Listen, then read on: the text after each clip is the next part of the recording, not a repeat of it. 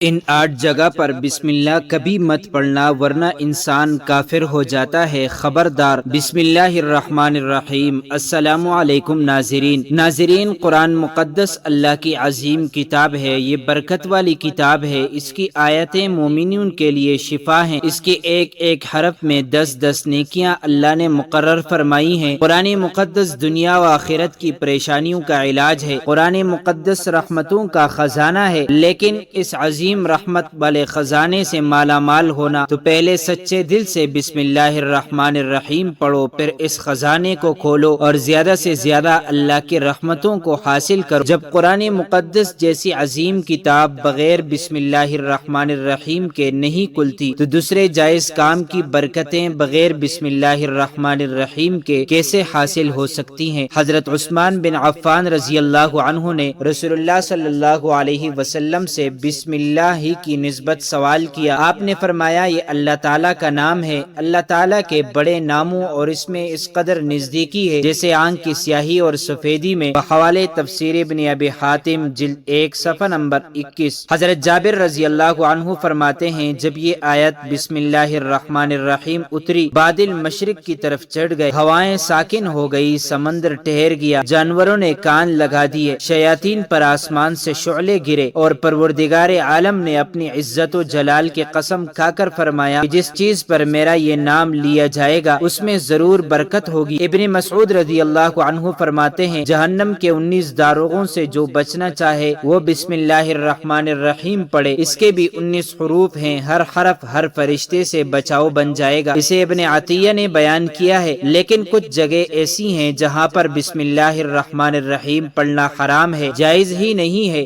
بلکہ بعض کے ہاں تو انسان کافر ہو جاتا ہے۔ ہر انسان جہاں چاہتا ہے پڑھ لیتا ہے۔ کچھ لوگوں کی ایسی عادت بن جاتی ہے کہ وہ ہر کام کرنے سے پہلے ایک دم بسم اللہ الرحمن الرحیم پڑھتے ہیں، تو کچھ ایسے بھی جگہ ہیں جہاں پہ بسم اللہ ہمیں نہیں پڑھنا چاہیے۔ جہاں بسم اللہ انسان اگر پڑھے گا تو وہ گنہگار بلکہ بعض کے نزدیک کافر ہوگا۔ بسم اللہ کا پڑھنا ایسی جگہوں پر، ایسے مقامات پر جائز ہی نہیں ہے۔ اب آپ یہ سمجھ لیجئے کہ کون سے مقامات پر بسم اللہ پڑھنا چاہیے، کن مقامات پر بسم اللہ نہیں پڑھنا چاہیے۔ ناظرین، آپ نے سنا ہوگا کہ ہر کام شروع کرنے سے پہلے بسم اللہ الرحمن الرحیم پڑھنا چاہیے، کیونکہ بسم اللہ الرحمن الرحیم کا معنی کہ اللہ کے نام سے شروع جو بڑا مہربان نہایت رحم والا ہے، یعنی ہم کام کو جو شروع کر رہے ہیں وہ اللہ کے نام سے شروع کر رہے ہیں تاکہ اللہ تعالی ہمارے اس کام میں برکت عطا فرمائے۔ بسم اللہ پڑھنے کے فائدے بھی بہت زیادہ ہوتے ہیں۔ اگر کوئی انسان کسی کام کو پڑھ کے کرتا ہے تو اللہ تبارک و تعالی اس کے اس کام میں برکت عطا فرماتا ہے، اور یہ سنت بھی ہے۔ حضور صلی اللہ علیہ وسلم نے سارے مقامات پر ہمیں بسم اللہ الرحمن الرحیم پڑھنے کی تاکید فرمائی ہے، اور حضور صلی اللہ علیہ وسلم نے بسم اللہ الرحمن الرحیم پڑھنے کا حکم دیا ہے۔ اب اگر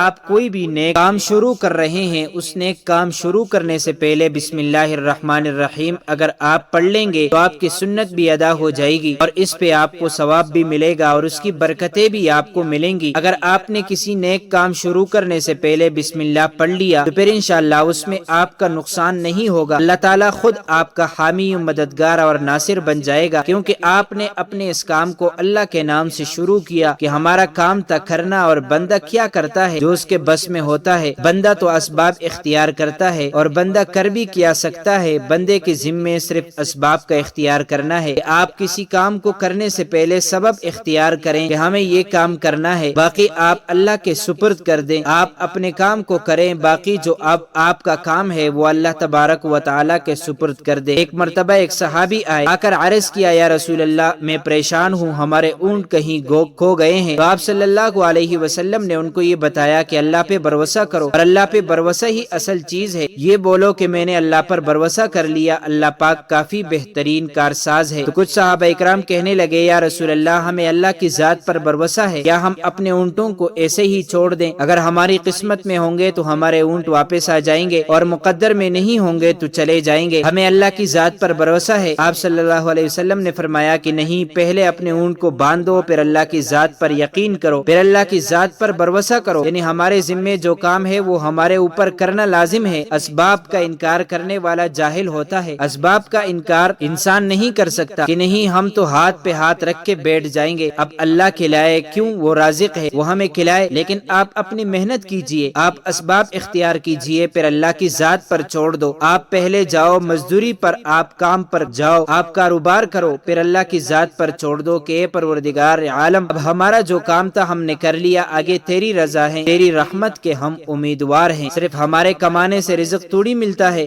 آپ نے کمایا بس کما کے لے آئے۔ اس کے علاوہ آپ غور کیجئے کہ دانے کو زمین سے نکالا کس نے، اس کے بعد پھر اس کو گیہوں کی شکل میں، پھر وہ آٹے کی شکل میں بنا، پھر وہ روٹی بنتی ہے۔ ہم سمجھ رہے ہیں کہ یہ ہماری محنت سے ہو رہا ہے، ہم نے روٹی بنائی، روٹی بنا کے وہ گوشت یا سالن یا سبزی ہمارے سامنے آئی، اس کے بعد ہم نے جیسے اس کو بسم اللہ الرحمن الرحیم پڑھ کے کھایا، تو اب ہمارے حلق پر ایک فرشتہ بیٹھا ہوا ہے، وہ فرشتہ اب اللہ سے اجازت مانگ رہا ہے۔ حلق میں ہماری دو نالیاں ہوتی ہیں، ایک نالی ہوتی ہے جو سانس کی ہے، ایک نالی وہ ہوتی ہے جس سے رزق اندر جاتا ہے، کھانا اندر جاتا ہے۔ تو یہ دو نالی بالکل برابر ہوتی ہیں اور دونوں کا ایک ہی چھید ہوتا ہے، لیکن پھر وہ اندر جا کر الگ ہو جاتی ہیں۔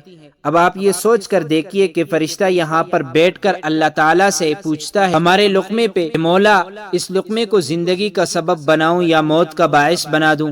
اب اللہ تعالیٰ کی اگر مرضی ہوتی ہے تو وہ لقمہ زندگی کا سبب بن جاتا ہے، اور اگر اللہ کی مرضی نہیں ہوتی تو وہ لقمہ موت بن جاتی ہے۔ یعنی اگر وہ لقمہ بجائے خوراک والی نالی میں جانے کے اگر وہ سانس کی نالی میں چلا جائے تو پھر انسان ختم ہو جائے گا۔ تو آپ دیکھیں ہم نے اتنے سارے کام کیے، لیکن فرشتہ یہاں پر بیٹھا ہوا ہے کہ اس نوالے کو، اس لقمے کو کہاں لے جانا ہے۔ تو یہ آپ نے اسباب اختیار کیے، یعنی اس کو اسباب اختیار کرنا کہتے ہیں، اور اللہ تبارک و تعالی پر چھوڑ دیا تو نیک کام ہم شروع کر رہے ہیں، کھانا کھا رہے ہیں تو ہمیں بسم اللہ پڑھنے کی تاکید کی گئی ہے۔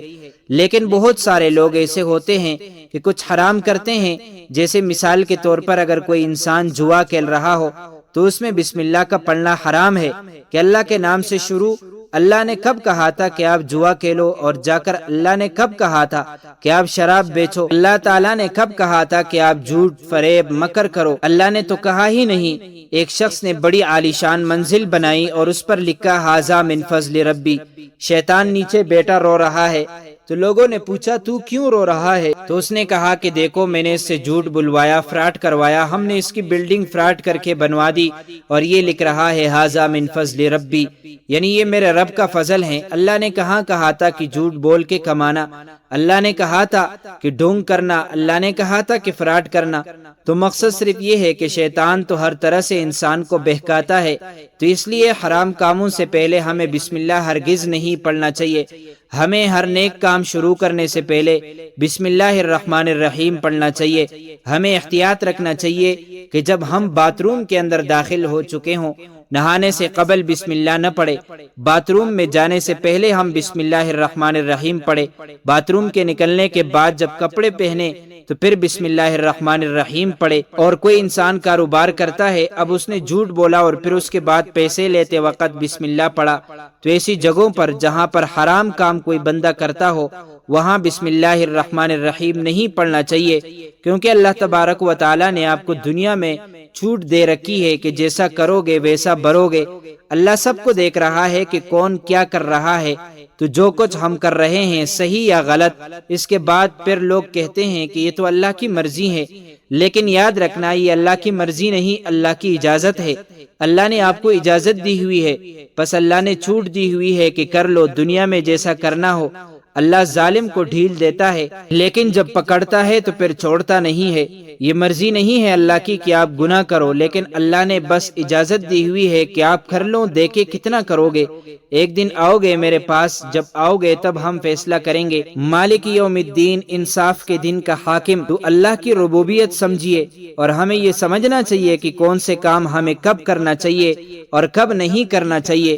ناظرین، اب آتے ہیں ان 8 کاموں کی طرف جہاں پہ بعض علماء کے نزدیک انسان بسم اللہ الرحمن الرحیم پڑھنے سے کافر ہو جاتا ہے۔